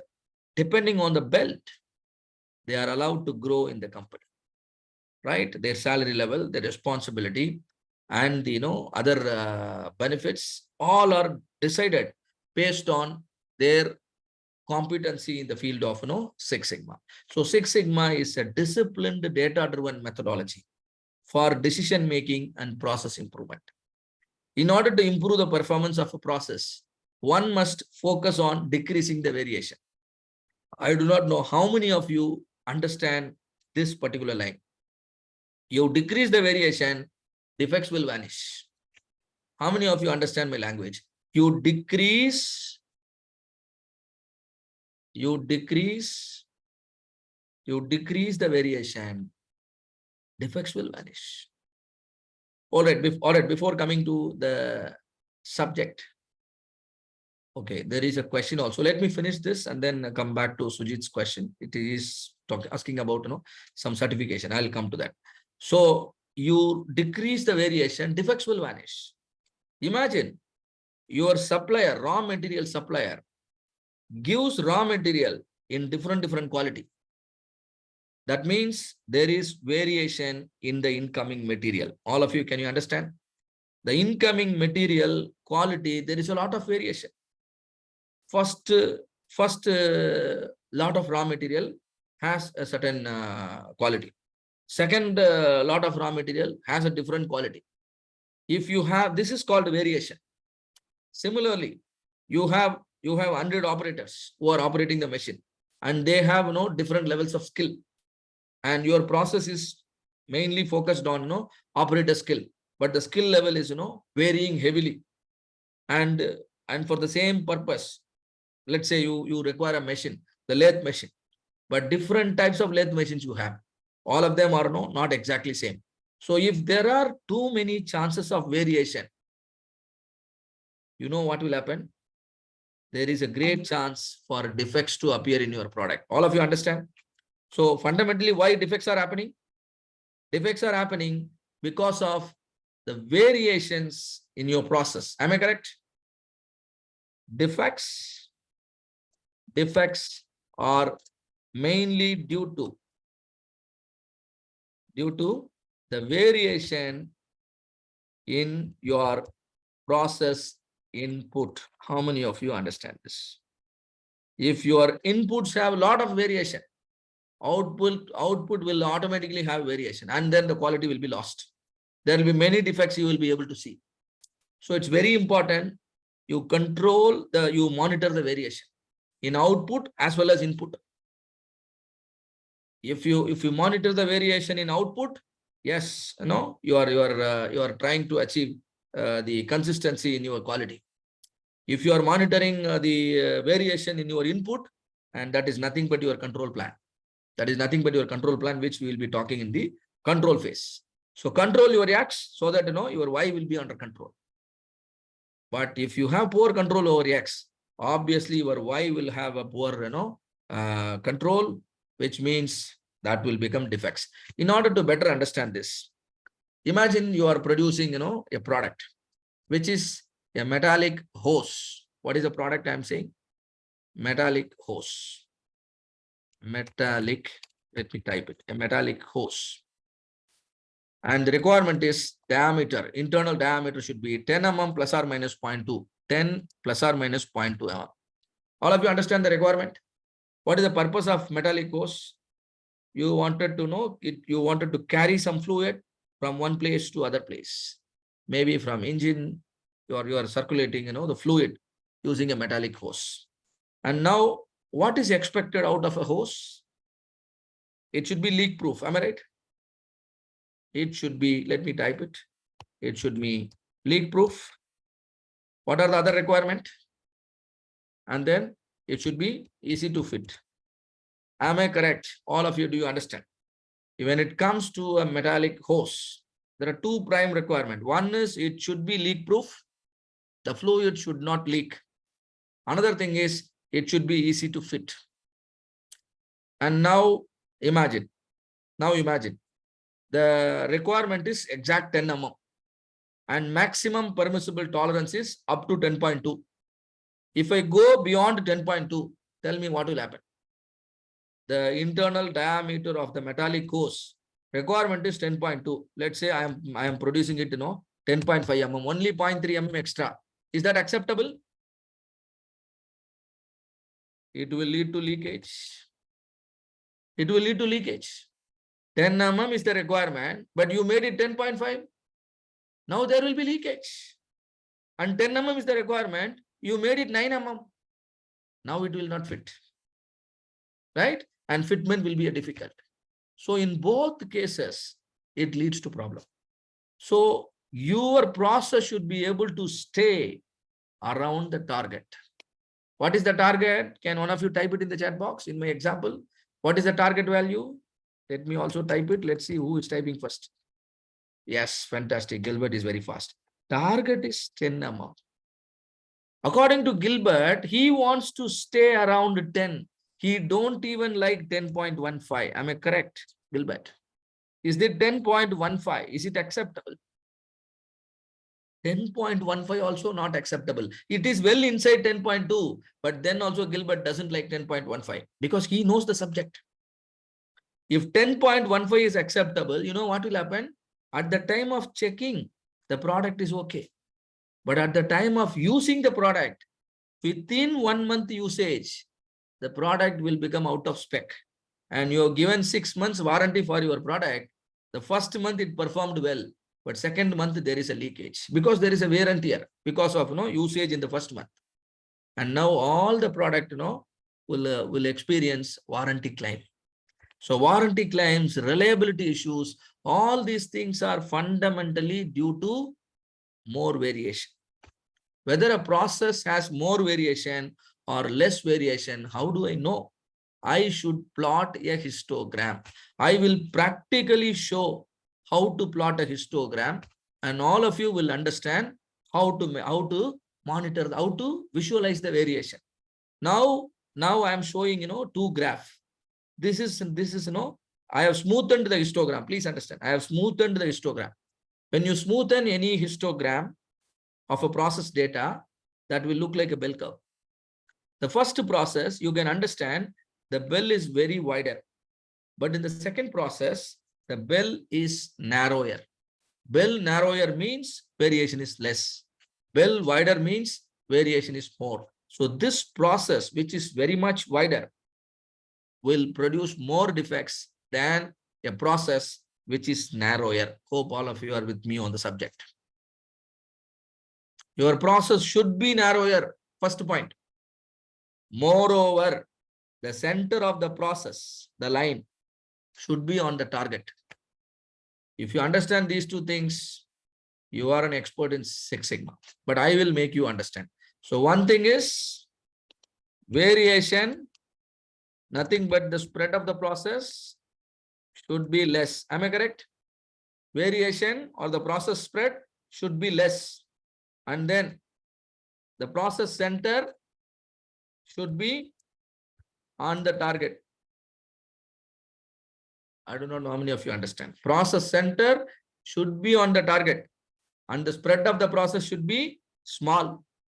Then your process will produce defect-free product. A narrower process has always has a capability higher than a wider process. And only condition to be taken care is the process should be centered on the target. So we'll come to this subject one more time later on, right? Now that I introduced, variation is connected to defects. More variation, more defect. Less variation, less defect. Less variation plus center on target equal to no defect. Let me type this equation for all of you in the chat box. Less variation plus centered on target is equal to defect-free outputs. A magic equation. Less variation plus centered on the target is equal to defect-free output. This is the philosophy behind Six Sigma. So Six Sigma is fundamentally a metric. Six Sigma is a methodology. Six Sigma is a way of management. Six Sigma is a philosophy. We can use it in all industries. Wherever there is a process, yes, Six Sigma finds an application. Many people misunderstand that, Six Sigma is not for their company. It is purely an ignorance and innocence. They really do not know what is Six Sigma, and that's why, they think that Six Sigma is irrelevant to them. Six Sigma tells everything. Six Sigma gives everything, right? And it gives a very structured, direction. So why do we call it metric? Because it guarantees defect-free output. Quality level, look at the quality level. If you produce 1 million, there will be only 3 or 4 defects. That is called 3.4 DPMO. Where what is DPMO? DPMO means defects per million opportunities. DPMO means defects per million opportunities. I would like to highlight, there is a link posted here in the chat box where all of you are expected to give your feedback. That will also be considered as your attendance, right? So there is a link already shared in the chat box. Make sure you fill up the link, right? Maybe copy paste and then you can fill up once I finish. And this is for two purposes: to record your voice. Another thing is your attendance on week number 1. As I already mentioned, those who are comfortable with week number 1 will only be listening to me on week number 2. Unlike the training in other places, here we wanted to ensure the transformation. So week 1, if it goes well, yes, sit in the week 2 and so on. All right. So Six Sigma is also a methodology. You can use Six Sigma for two purposes. One is to facelift an existing product, uplift an existing product. You can also use Six Sigma for developing a completely new product.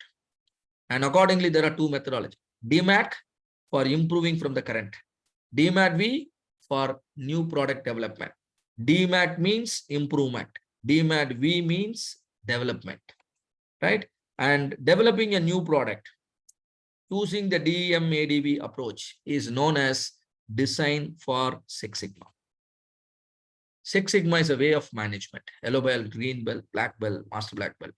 And people are measured based on their real ability to contribute to the organization's growth. People are allowed to grow based on their contribution to the organization's growth. You are not contributing to organization's growth, you will grow very slowly. That is Six Sigma way of management. You help the company and company will help you. That is the logic. Six Sigma is a way of management. And many company does that. You can do a simple study to understand. And all these principles are applied across all industries. And Six Sigma follows this methodology, DMAIC: define, measure, analyze, improve, control. I'm not going to speak much about it here because the whole idea of the yellow belt training program is take you through define, measure, analyze, improve, and control as we meet, every week. The whole idea of the define phase is identify the CTQs. Identify the CTQs, critical to quality characteristics. If a particular CTQ is in trouble, try to understand about it completely. That is, define. A problem well defined is half done. Then measure. How intense is the problem? How intense is the problem, and measure correctly. Analyze. Always fix the root cause, not just the symptom. So validation, remember all those I mentioned: root cause identification, root cause validation, root cause relationship, and root cause sufficiency. All those four tasks you have to do it in analyze phase. And then in the improve phase, you can offer solution. The other name for solution is treatment. You are providing treatment. How will you provide treatment? You will fix the root cause.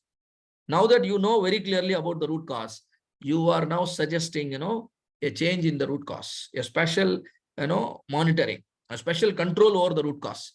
And now that is called, improve. You are optimizing the X, that is called, solution. And now you move on to control. In order to sustain the result, in order to arrest the problem from recurring again and again, you are making some improvements in your process, daily routine. You are assigning somebody to monitor certain X factor on a daily basis, on a hourly basis. Thereby, the problems are prevented forever. Very, very powerful methodology which can assure highest levels of quality. All right, you can use this. And the same methodology is carefully divided into 15 simple steps. Define phase, there are 3 steps. Measure phase, there are 3 steps. Analyze, there are 3 steps. Improve and control. If I want you to jump 15 feet, I'm sure none of you will be able to do it. But if I break down the 15 feet into 1 feet each, you can easily walk through the steps and you can reach the height. Same manner, if I want big result from your project, I know it will be difficult for you to produce such result on time. But if I give you a step-by-step approach by which, you can deliver result at every step. If you deliver result at every step, how? I'm going to equip you. I'm going to provide you the tools so that the results are delivered at every step. And so the 15th step will deliver the targeted result, which is, the profit maximization, profitability improvement. The quality issue is killed. The productivity issue, yes, definitely that is also arrested. And the cycle time is reduced. Customer satisfaction improved, and all those kind of results will happen. So that's how the Six Sigma methodology is going to work. And here are the various list of tools. Here are the various list of tools, and we are going to learn some of them as part of our yellow belt training program. So this is how the training program is going to be in the subsequent weeks, right? So you now understand what is Six Sigma, what is DMAIC methodology: define, measure, analyze, improve, and control. In define phase, We spoke about few tools today, VOC and CTQ, but there are many other tools which you need to understand. I'll be showing you some live case studies. I'll be showing you, some tools, some activities, and I expect all of you to, practice along with me. Probably next week, I will share a link where all of you can install a statistical analysis software called Minitab. And you can also practice and produce beautiful graphs and beautiful reports as I explained from this side. And you will see a real transformation you are going through. So that's it from me for today. And if there are any questions, let us speak for a few minutes about your questions. So may I request all of you to come on video for the few more minutes left out so that we can have some healthy interaction. And please do let me know, am I taking all of you in the right direction? Am I driving the course in the correct pace? Yes. Are we traveling as a team or anybody feeling, disconnected? Sir, this is Sujit Basu. May I speak? Yeah, please, Sujit. Okay. Yes. So let me first give my little basic introduction that I have around 17 years of experience in IT. I, at this moment, work in service management in Kyndryl, which is a part of IBM, as a manager. Now, the reason for doing Six Sigma training is that after working for 17 years and being 45 plus, I think that now I'm stuck. And just to grow, I thought that why don't you get into some certification? So first I thought about PMP and this thing. Now, one of the major question I have seen different people in different forums is that if you're doing a black belt, are you doing a project on that? Without a project, if it is useful? That's the first question.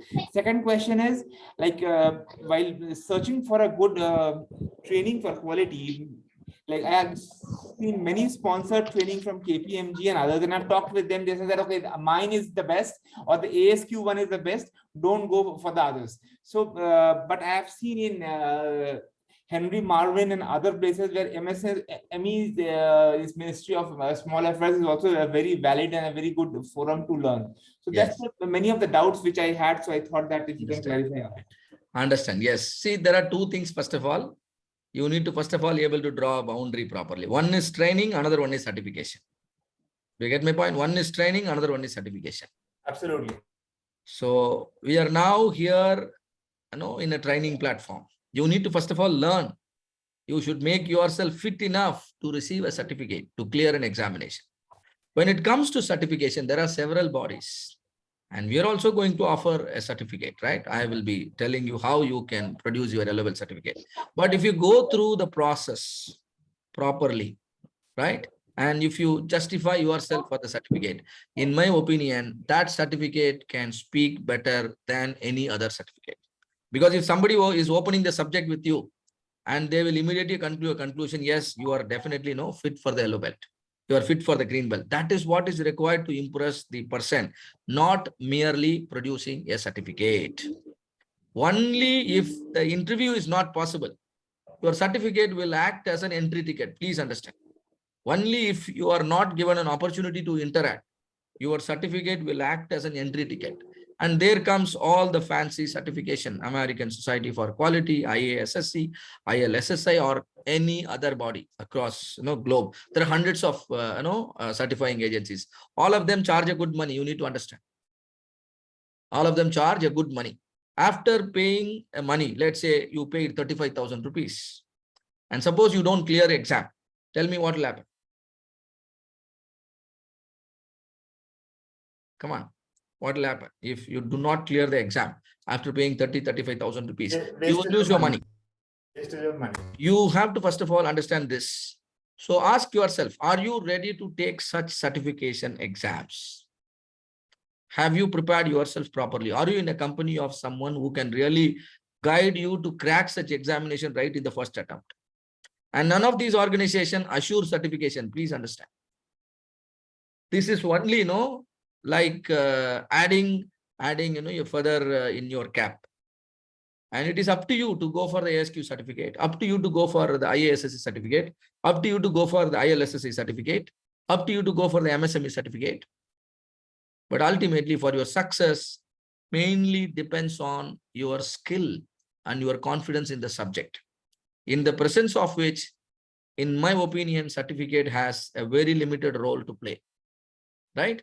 But then but many people think certificate is a shortcut, but it is not the shortcut. It is the longest route and the dangerous route. So learn the body of knowledge, and we are not going to deviate any of the requirement for the certification.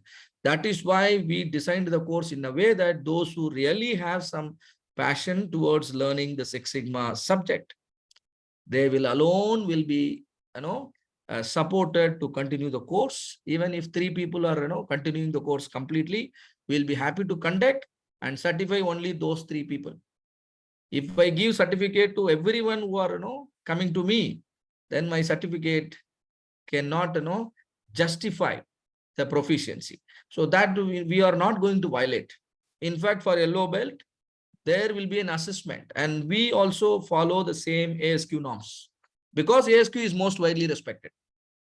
Because ASQ is most widely respected. In fact, I am trying to teach you the ASQ's body of knowledge only here. That is why you are seeing the intensity in the course. Am I correct? I think I have answered your question. So try to see separately the training and the certification. First, it is like, marriage and the children. Marriage is separate, and then comes the children, right? So first, marry properly, then automatically the results will come. So certification, any moment, if you are so strong in the subject, you pay confidently and clear the exam. That's all. That will happen in one day. Certification is a one-day process. You pay, write the exam, next day certificate will be in your hand. But right now, what do you require? That's very important. Hope, Sujit, I have guided you correctly. Absolutely, sir. All right. So you decide well, and you see, suppose you are getting an yellow belt from me, and you show the certificate. Also refer me as your mentor. Refer me as your mentor, and then, you give my reference. And this is what is exactly required in a Six Sigma. Please understand, each and every one here, ladies and gentlemen, Six Sigma evolved as an in-house program in Motorola. Six Sigma evolved as an in-house program in Motorola. In your company, if a Six Sigma program is launched, in my opinion, that will be the best certification in the world for you. Tomorrow, if your company starts a Six Sigma program, like Amazon has got an internal Six Sigma certification program. How many of you know that? People who are working inside Amazon, they get green belt certified, black belt certified within Amazon. And that is respected globally. Amazon is not a certifying body. Do you get my point? So yes. Please understand, right? So it is not like the project management. It is not like any other course where a mere certification is respected. Even if you have a certificate, here truly the knowledge, your ability to use the tools, your ability to produce results matters a lot. We can easily figure out whether you are just a certificate holder or a yellow belt. We can easily figure it out. This is not a tough task. Unless and until the fundamentals are clear, and you can't continue the discussion for more than a minute. So you work hard and to live up to the certification, then whatever certificate I am going to give, that itself will have a global recognition. Provided you and me are not going to violate the respect we are trying to give it to the certificate. Hope I have answered, Sujit, right? So don't worry about the certificate. Yes, but all that you mentioned are correct. It all, depending on the budget in our hand, you can definitely, pay for the certificate and then add one to it. But in my opinion, if you are learning from this platform, you will definitely on the top 10% of the belt holders in the entire globe. What is that I'm telling? You will be on the top 10% of the yellow belts. Let's say after finishing the yellow belt, 100 people are getting interviewed. You will definitely on the top 10%. That is for sure will happen, right? And the certification is next to it. All right. So any other question anybody would like to ask other than the certification? Don't worry about certificate. Let us focus on the learning. 5 weeks. Let's see how many of you are able to travel with me, first of all. 5 weeks. And then comes the certification and all those things. Until then, it is only learning and putting our hands on the job. And you should be ready to work hard, take notes, ask questions. And like today also, I could see hundreds of the chat messages. This is how you need to participate. You need to make even this online training program 10 times more effective than a classroom session. And then you will turn out to be one of the best yellow belt in the market. And I myself will give you clear direction on how to go for the certification. Once you are ready, and we do have some association like Vision Excellence itself can certify you. Like we have association with the MSME, we have association with the ILSSI and International Six Sigma Institute and many things, right? And you should be able to crack the exam. We don't recommend anybody to directly buy the certificate. We never do that mistake. So if you are truly interested, go through the training, learn the subject, then get ready. You yourself will feel confident. Then you pay for the exam, get it certified. Yes, projects. I will be discussing few case studies. Vindra Kanai, even inside the Yellow training program, there will be some case studies which my students directly worked on projects. Hundreds of projects examples I have. And be it any industry, right? And definitely one of my student should be working in that particular domain. And I'll be showing, enough case studies. And then, that's how you are going to learn. And particularly this Yellow Belt training program, please note, for the very first time we have started this Yellow Belt training program because we are on a mission to spread this Lean Six Sigma learning. A quality-based Lean Six Sigma learning. We wanted to penetrate, we wanted to reach to as many professionals as possible. That's the only reason, we are conducting this Yellow Belt training program in this manner. So the first week has already started. So we don't do many program, but we ensure we maintain quality in all our courses. So you can just find me in LinkedIn as well as in YouTube, and you come to know about what are we actually doing, and you can decide your journey in the field of Lean Six Sigma. All right, so thank you so much all of you for your participation today, and I thoroughly enjoyed all your company. And